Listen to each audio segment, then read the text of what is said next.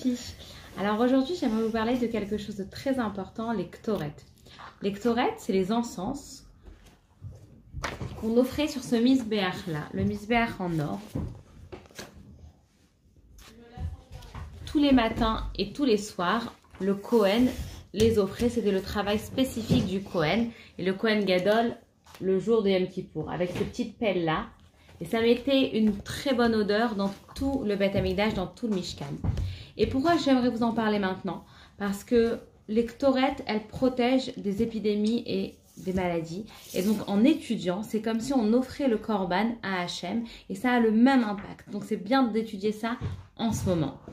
D'où on sait que ça repousse les épidémies et la mort. Et bien en fait c'est très simple.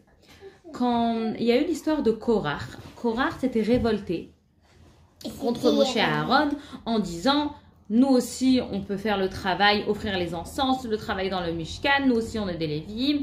Et il avait entraîné avec lui toute une assemblée. Ils étaient 250 hommes. Et ils ont justement voulu offrir des ktoret alors que ce n'était pas leur rôle, ce n'était pas des Kohen. Et en s'approchant, Dieu a envoyé un feu pour les punir. Et ensuite, il y a une épidémie qui s'est déclarée dans tout le peuple juif. À ce moment-là, Moshe il a dit à Aaron va passer avec la pelle et les ktoret, les encens, dans tout le camp d'Israël et l'épidémie va s'arrêter. Aaron, ni une ni deux, il a pris la pelle et il est passé et effectivement l'épidémie s'est arrêtée.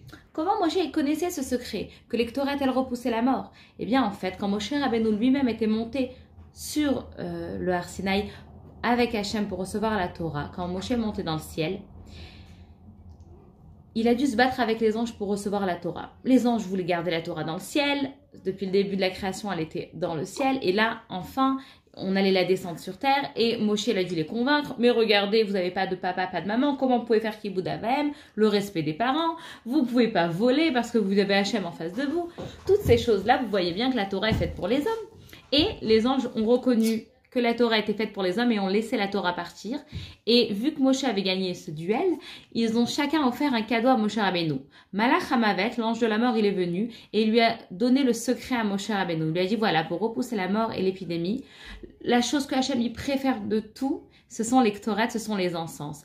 Et on dit que les encens, elles donnent justement un plaisir particulier à Hachem. De tous les korbanot du Beth Amikdash, c'est les encens qui touchent à Hachem le plus. Et pourquoi? Parce que ça montre quelque chose de très spécial.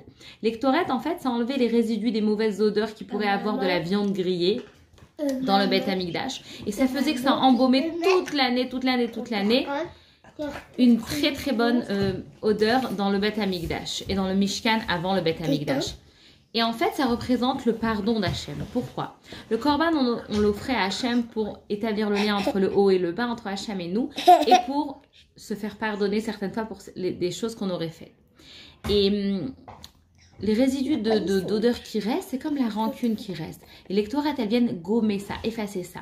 Je vais vous donner un exemple concret. Quand par exemple quelqu'un est...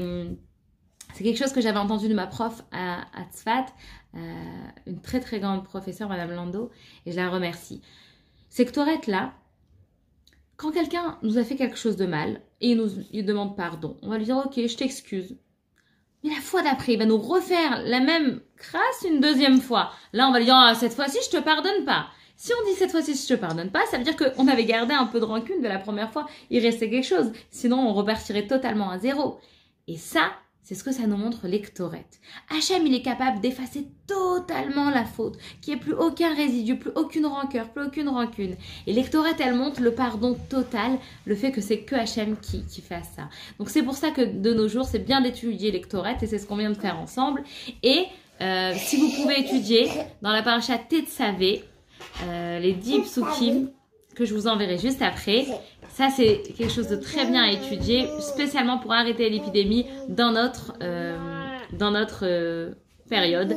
Qu'il n'y ait que de la joie chez tout le monde et une super santé pour tout le monde.